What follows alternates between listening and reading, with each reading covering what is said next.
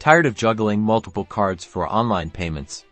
Let's link your Cibc credit card to your debit card for seamless transactions. It's easier than you think. First, open your Cibc mobile banking app and log in using your usual password or fingerprint authentication.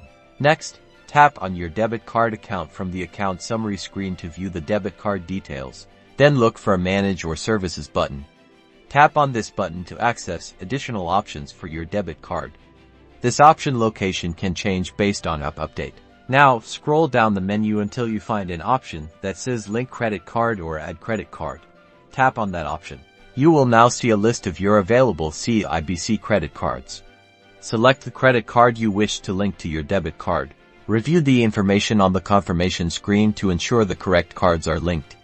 Confirm your decision to link the cards by tapping the Confirm or Link Card button.